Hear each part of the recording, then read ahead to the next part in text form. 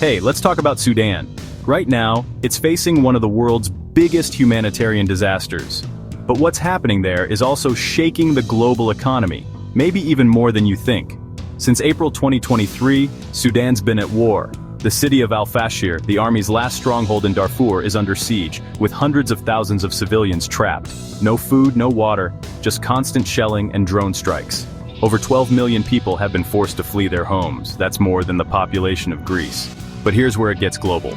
Sudan sits in the Horn of Africa, right next to the Red Sea's shipping lanes, one of the busiest trade routes on the planet.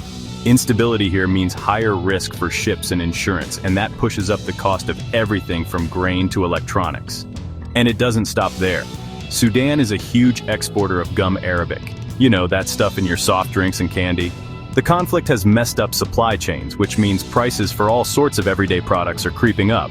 Plus, Sudan's gold and agriculture exports are way down. That's raising food prices across East Africa, driving up hunger, and putting even more pressure on global aid budgets. Speaking of aid, the crisis is so big that agencies are scrambling to keep up. UNICEF needs over $30 million just for cholera vaccines and water.